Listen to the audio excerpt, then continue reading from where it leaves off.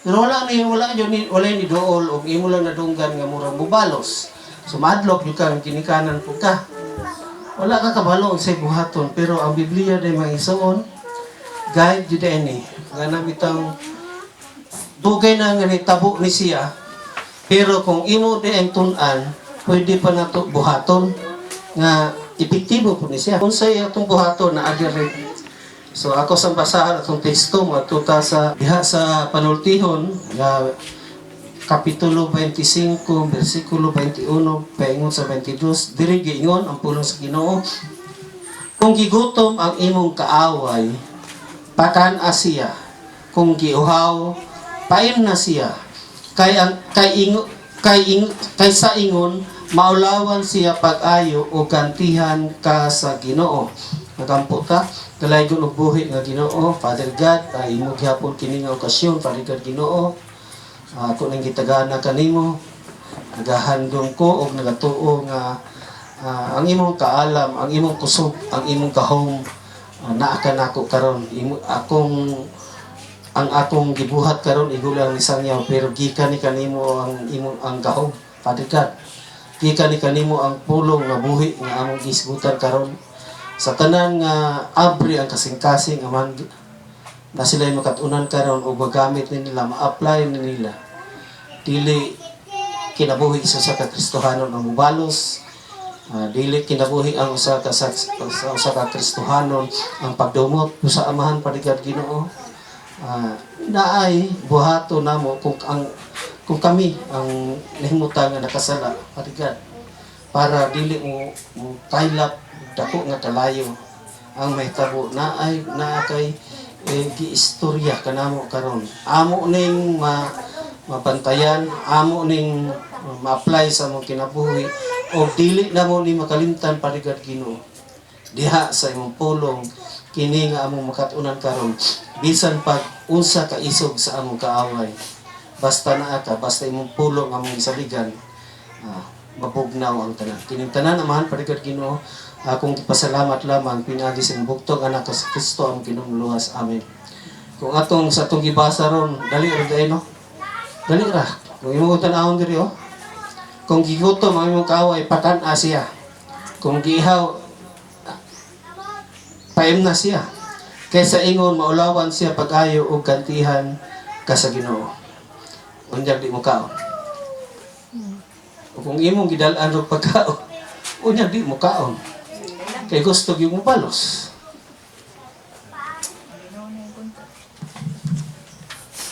Pero naagyuday sekreto ani.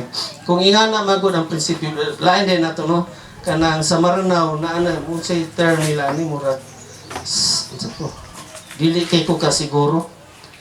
Sanduri mo tingali. Kana bitaw ang ilang kitay anak nakapasipala po sa anak sa pikas, dili ko kay nimo amigo niya, wala pakita basta nga naman gud lain na gid sa balos ito, pero nagyud ay buhaton pod ang Maranao nga pare-pareha sa atong mahibalan ron. So mo na gitawag nila sandori. So ato sa Biblia sa atong kuan, ato ta sa kinabuhi ni David, King David, katong David, katong nipatay o higante nahimong hari sa Israel, ang higante nga si Goliath. Sa dihang napatay na to niya nang higayon na, dito na siya nagpuyo sa palasyo ni Saul, ang hari anong panahon na sa Israel. Naminyo gani siya sa usa sa anak ni Saul, kay tungod ni saad si Saul nga basta na siya maayo nga mabuhat, iyang ihatag anak. So napugos og patag si Saul sing anak. Nisikat og maayo si David kay tungod kay nagpaluyo ang Ginoo kaniya. Sa tanan nga dasmaga ni David nga gira, kinagbasa ito man sa una, ang mahitabo mga matay gyud. So ay magbudaog siya. So muli siya sa ilang lugar dito sa Israel. Musugat ang mga babay. Kinsa pa ng mga tao dito magkanta, ingon sila, nakapatay si Saul o 1,000 nga kaaway. Sumpayan po nila. Pero si David nakapatay og napulo ka libo. Ni kay si Saul katong ugangan ni David, pagkadungog niya to, nagsugod na ang pagdumot niya ka David kay selfish nun siya nga tao, maklaro nimo. Gusto niya ako'y hari, tanan nga atensyon naa sa iya, pero dito man nabaliman. To ani padulong kay David kay tungod lagi kay dili maay ka nang Ginoo na agyud sa iya. So gilakag siya ni Saul. Gusto siya patyon. Nilayas na lang siya gikan sa Samaria. Ilakaw si David.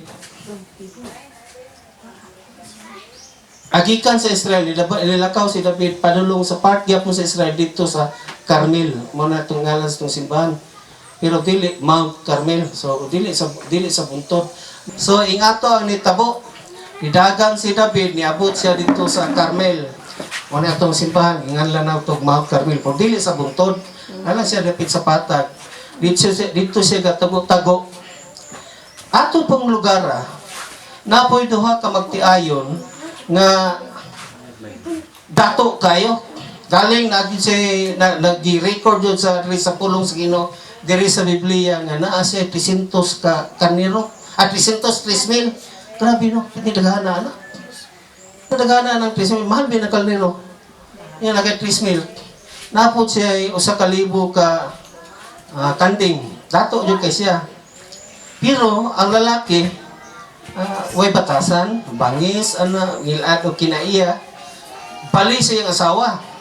Ang ngalan sa imbana, ang katong lalaki nga kuan, Nabal.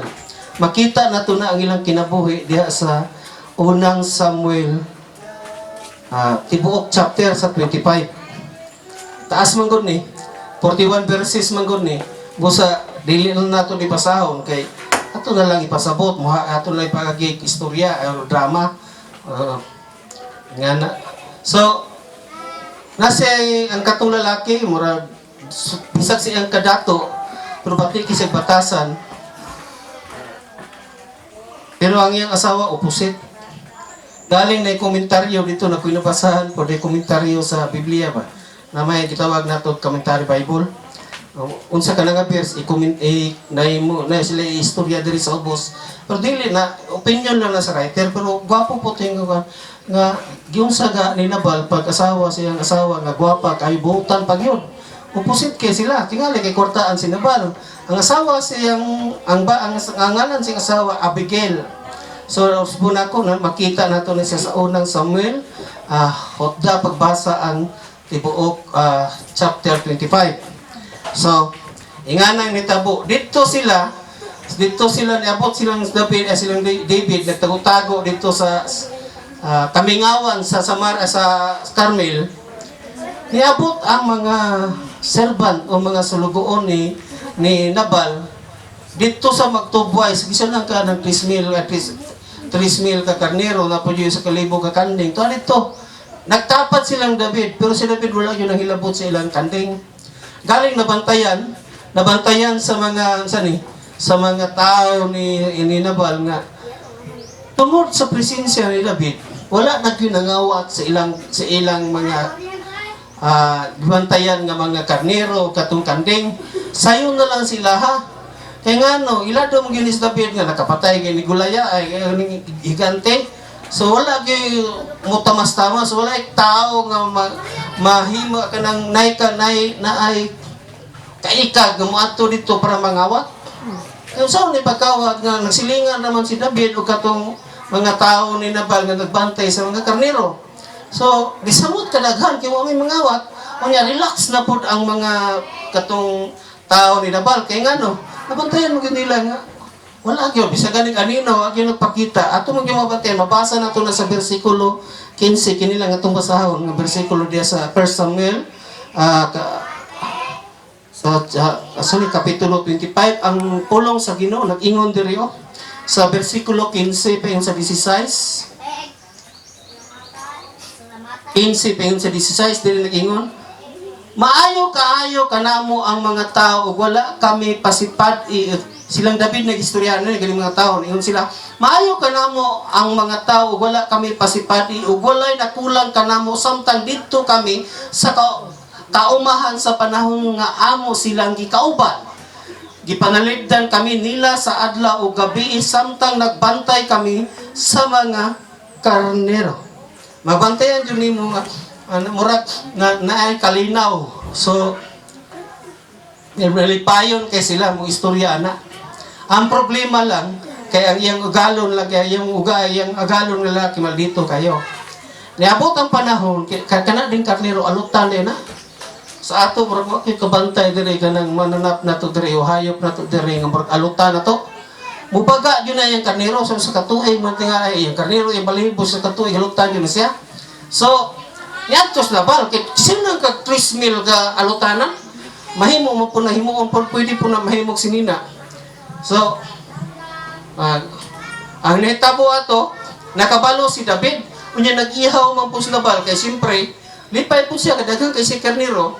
Nagmurag pista siya ba nagpaihaw siya kay pagsaulog siya nakadungog si David so nagsuko siya napulo kabuk taon niya.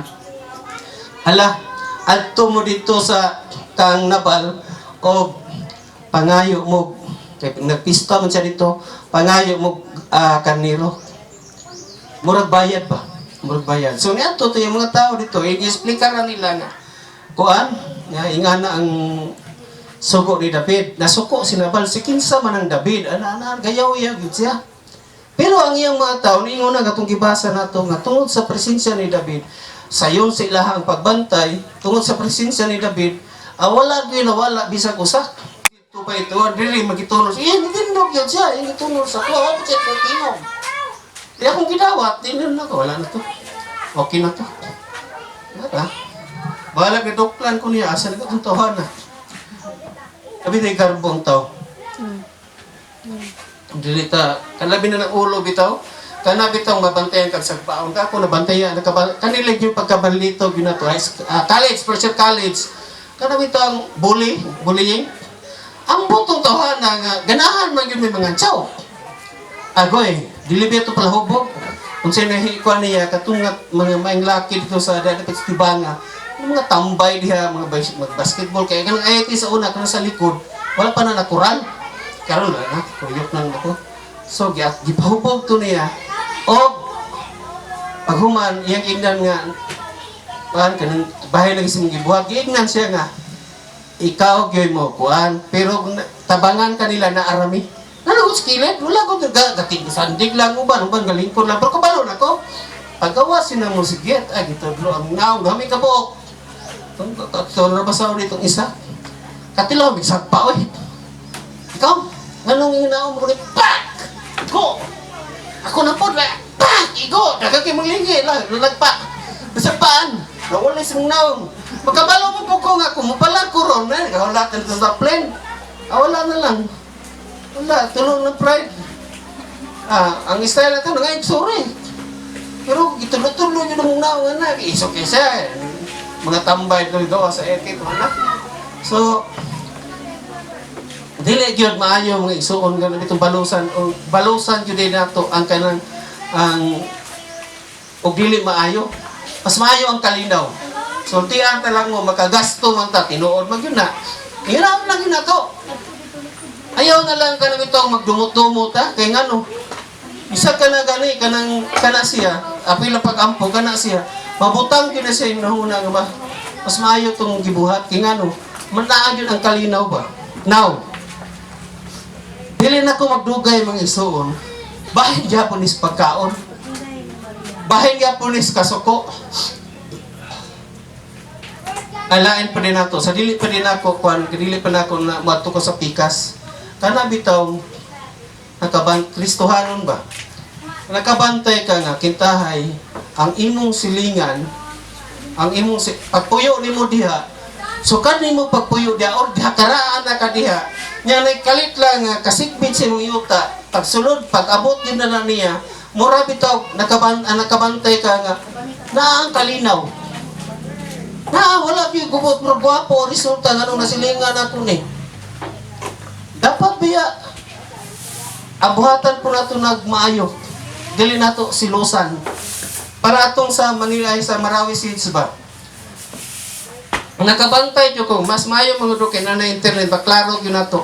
Dito po na ako nasa na monitor sa page sa Iligan. Nay page nga kanang gitagay ko ano Iligan Pulse. Nabasahan ako diha nga katong mga sundalo dito nakipatay dito sa Marawi. Kabalog itong mga tao diri sa Iligan nga kita safety kita. Wala bagay gibami ni tabo dire kay grabe binantayan na ida sundalo. Mapurisyo lang yun ang taga dito taga-Lanao, taga Usamis dapat kung sulod sa Iligan kay naog tanan dinas ng bag habwa ginailyag-yag yun ang bag kay tanawon sa sulod. Kita may nasipti tungod sa mga sundalo. Labi na itong mga sundalo ng atuan, binakbakay dito sa Marawi. Ang nahitabo, na ay NGO dire, non-government organization, ibutang talag, para ng mga rotara, sa panang mga ingana, nagpadala, nag-order, nag-iihap dito mga sundalo, tanan, ga-orderan nila McDonald, nga kining, McDo nga mga pagkaon, ilang ipadala dito. Then, kipa-istorya dito, nga nung gapadala. Papahinungod na mo ni sa inyo ha. Kay tungod sa inyo ang mga gibuhat, usahay kinabuhi makalas na ninyo, kami siligan City. Mayo na eh. Ayaw na kung kanang silingan na to, naghatag, ayaw yung pag-intriga yun ng uban. Paminaw yun, no? Ibutang talag, lalain na ba nagbatasan? Yung kabantay yun ka, wala man. Pagkasilingan yun na mo, mura magmaayo ang resulta.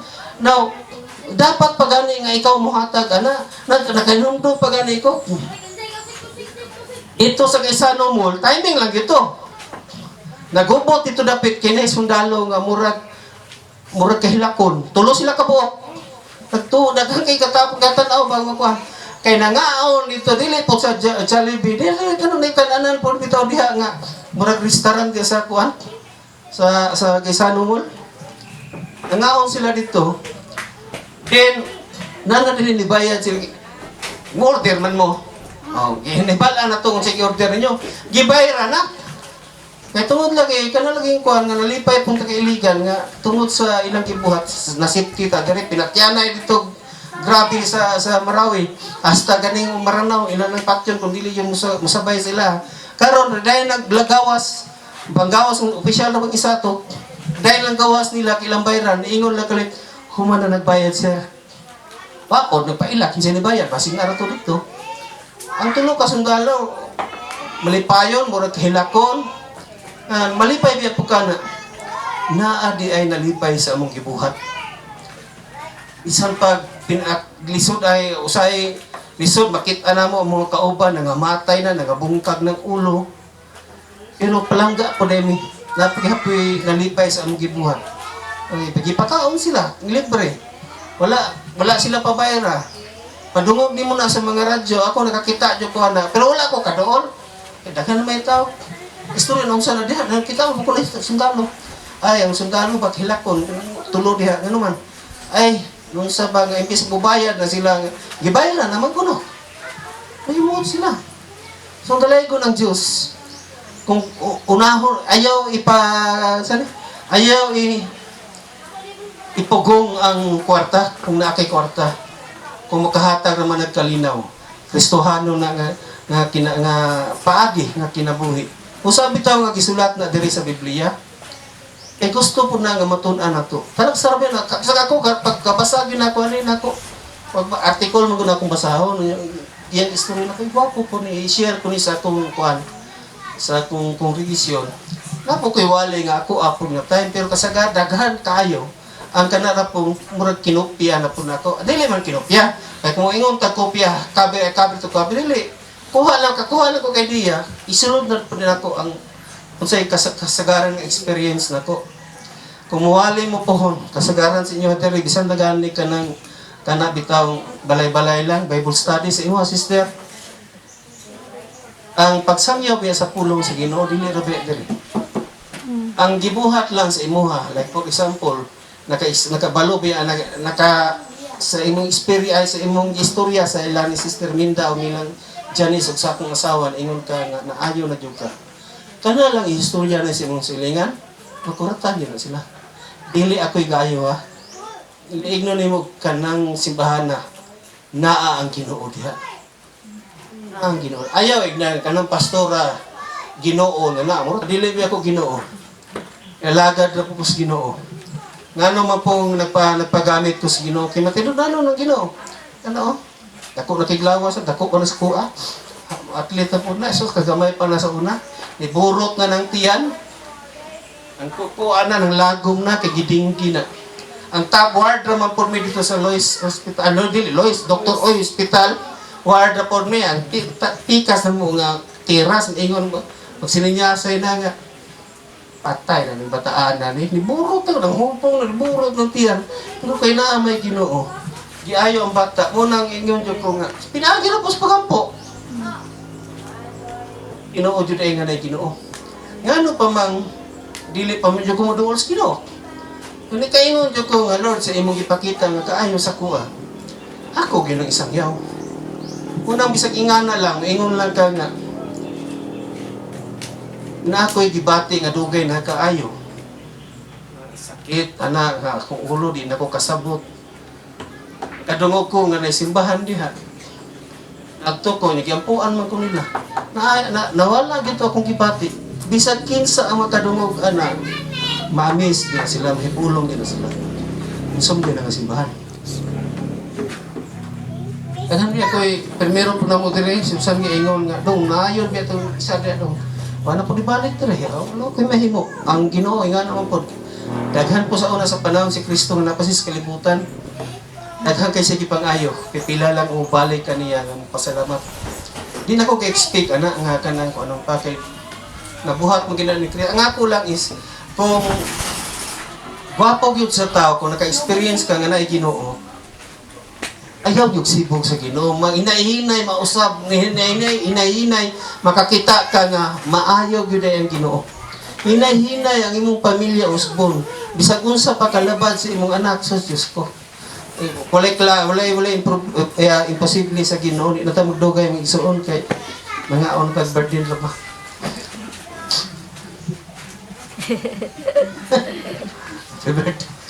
Isa. Makita nato ni bahin nga punis pagkaon. Kay away po ni pinatyanay na gini. Kato ganiha. Katong kang nabal, mura naman to pipila kini kay nasod yun ni. Makita nato na sa ikaduhang hari, kapitulo 6, versikulo 8 paingon sa 23. Ako lang po ni istorya kita taas maninganay ni tabok.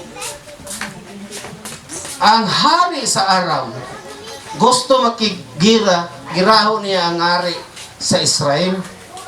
So, nagprepare sila nga mudas mailang atngan kuno dapita ang mga Israelita kung mangagi. Natingala ang hari sa Aram. Pipila na ba ka okasyon nga murag napalpak ang ilang murag ambuso nila diyan. Murag naay ka kuan ba naay katugan. Naay ka luib siya ha. Uya ba kang sundalo galuib siya. Namutugan nga ayaw mo kaagi diya kikaatang diha ang mga sundalo sa tungka sa ilang kaaway. Ready na nga maambos ila. Nasuko ang hari. Giigna niya ang mga tao. Hibalan na ako ng kinsa nang galuib sa kuha nga katulo naman nga bahin nga gusto nato nga ambuso ng Israelita. Pag hapunan na lang tag pinabog ito, wag yun na agi, dito pikas mo agi. Kinsa may kaistorya na. Naway sa tao po niya naingon nga. Wala man sa amo. Sir, naay propeta dito nga makatagna unsa may tabo. Ang iyang pangalan sa Binisaya pa Eliseo mo na sa kuan. Sa English. Mo yung istorya nga, mo nga itong trabaho nga palpak, nasuko ang hari. Ha? Unahon sa nato nagpakita, na pangita ng propeta nga si Eliseo, mo na una natupak yun. So ilang ipangita, natutulan yun nila. Buntag sa'yo, padulong na sila sa gipuyan sa balay ni, ito po sa nagpalain sa balay, wala kay silingan, murag layo-layo sa katawan. Ito nagpuyo o propeta, napod siya alagad dito, napod gaserve sa iya. Una, nakamata itong alagad. Pagmata niya, kapadulong yung mga sundalo sa harap, piti bagaan, kay gira ko to. Saka nasod yung girahon niyo na to. Piti bagaan, kay sila yung una gitarget sa hari, kay gilagot ng hari.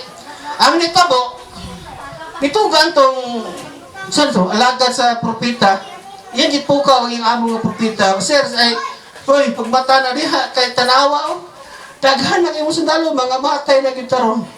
Giignan sa propita ang kuan katong iyang alagad, giignan niya nga yung kahadlok, anak. Mas daghan daghan pa'y sundalo na to sa anak. Di natingala tong kuan, giignan, nagampo rin tong propita. Ginoo, abrihe ang mata para makita niya. Hindi abris Ginoo sa katong wala niya nakita. Ang katunay propita na gatuyok nga mga kabayo daghan kayo, na apoy karawahe nga gasiga nga mga gadilaab nga mga karaway, na apoy mga tao nga gasakay. Dili niya makita, pero karon giabrihan na yung mata nakita niya. So nakalma siya. Naday kapalibot sa among nga mga anghel. Manang kalma siya, so nakadaol na gitong masundalo, kaya ready na gid nga action sila. Nakampo na po itong propita. Ginoo, kanang tanan nga mga sundalo, butahi. Nabuta. Wala yun, di na sila kita. Mura na sila buang, wala na sila kabuta, kakita. So, giguyod sila sa propita, o katong sa kuan, gidala sila sa lugar yun sa Israel. Katong tuwag yun dito ang mga sundalo po sa Israel. Dinagampo din propita. Ginoo, buka ilang mata, ipabuka. Pagbuka nila, gatuyok ng mga kontra nila. Sila na tunga, ang tibuok nga mga sundalo sa Israel, rida na mo patay sila. Napilin po lang mabangkaw, tingali, uban lang masunda nga to, kaya nangabuta ko sila. O niya nalamay po yung maguyod nila, naginuruyan nila sila. O gidala po nila sa kupita nga po sa Israel. Sa hari, butang sila sa tunga sa Samaria, pag-ignan, gampuan din sa hari, ay sa propita nga, abrihan nilang mga mata. Pag-abris ng mata, nakuratan sila, patay na yun, kikatuyok na ang sundalo sa mga Israel. Ready na nga, usan na lang kasi niya sa hari nga, tigbas, korot yun sila. Nangutana pa mga hari. Kung saan mo na pamatyon, hindi mo ng propita ayaw. Pag-ihaw, patana sila, agapista. Gipakaon ang tanan nga katong dinakpan nga mga sundalo. Pag umagkaon, gusto kayo, ipapauli. Basahon na to ang tumoy. Gwapo kayo ang tumoy ato. Ano man, nga naman ang istorya. Ang ako lang ipabasa sa inyo ang tumoy. Ano man, naman ko'y gwapo kayo sa tumoy. Nga itong mabasahan. Sa katapusan nga, sa versikulo 23, ang akong gihatag nga teksto sa inyo, ikaduhang hari, kapitulo 6, versikulo 8 pa yung sa 23. Ang 23, sa ikaduhang hari atong basahon. Gwapo kayo ang pagkasulat. Tinuod man po ni. Ikaduhang hari 6, versikulo 23, katapusan. Ang pulong sa Ginoo niingon diri. Busa, nag-andam siya dakong bangkiti alang kanila sa dihang nakakauna o nakainom na sila, ipalakaw niya sila o namauli sila sa ilang agalon. O wala na gayon manulong ang taga-Syria sa Israel. Tanawa, ang primero gusto ang taga-Syria, taga-Aram, nga dasmak sa Israel makigira. Nahitabo nga nasuko lang itong hari kay murag na galuib siya dili di ay naday propeta nga sige pag istorya sa Israel nga ayaw mo kaagi diha kay nag-atam diha. Sige una ipakita ang propeta. Nahitabo pag nakita ng propeta nagbuhat ng milagro ang propeta. Gidala sila dito sa kuan nga nangabuta pag abri silang mata nahimo na sila nababoy na nun sila. Abi nila mga matay na sila ang nahitabo kigipakaon. O kagkatapusan nun sa giingon, o wala na gayod manulong ang taga-Syria sa Israel. Kay tungod, bisan pag-unsa kasuko nga sa katao, kung imo gyud ay nang pakanon, dala ang pag-ampo, kung naa kay gusto nga kalinaw, mahimo gyud ang dakong milagro. Wala na patay. Kay bisan pag ganing makatok ang hari sa Syria, mudasmak siya dito sa Israel, kigira. Dili na siya ka-assure nga ang loyalty sa iyong sundalo na pa siya. Ano? Ikaw kuno, mamatay na mong tako atong panahon na. Anahimog ipakaon ko niya karon makikaway ka ng mga tao nga gusto kalinaw. Mahimog ko'y nada. Kung kabalo ang hari, wala na gira. Dili na tamo ato dito sa Israel, dili na ta makikaway. Tungod kay na sila gibuhat ayo sa tuwa. Ingala ra gyud mga igsoon. bisan pag kinsa nga nasuko sa tua. Magsalig lang kita sa pulong sa Ginoo. Unsa atong nakatunan, unsa atong hibalan, ato pong i-apply. Kaya gibutang man ni Biblia, gisulat man na siya, dili lang nga istorya lang na siya, kung dili, atong makatunan o ato yung i-apply sa itong kinabuhi. Sulayan na to. Mas gwapo ganay, masulayan yun nato eh. Ayaw po, eh. Nang masuko sa tua, dako na pala gasto, kay iyaw ta, kay pagkano na to na. Pero at least na tayo kabalo. Ang sa kabalo ta, ang sa buhaton, ang igsoon. Ingana lang yun, isulay na to, mag-ampo ta, din manginta tagdako nga, kailan na to, parinti, may paduulon dito, paguman, bahalag, mangayo. Pabayad man yun. Nga naman na, kasi siyempre, nakabuhat mo po dito maayo, kintay. Pero at least, gawas nga bayaran. Ang kita man gud, kita mga Bisaya, kita mga Iliganon, kutob ratas pagbayad. Nakabayad ta, pero ang kaligot-got atong pamilya, wala ginamawala. Mawala na nga kaligot-got kung napag-ito'y buhaton.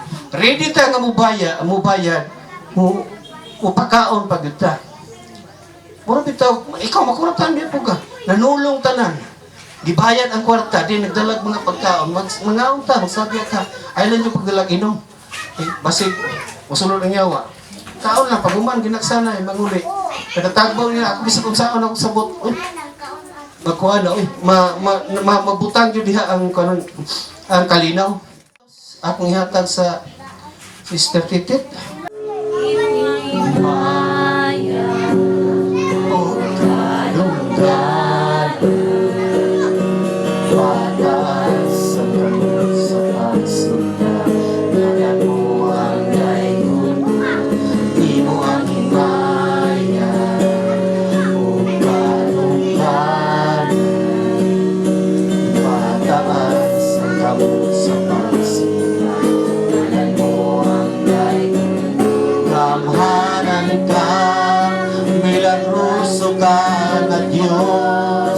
Walay sama kanimo, walay sama kanimo, kamanan ka, milagroso ka ng Diyos, walay sama kanimo, walay sama kanimo, walay sama.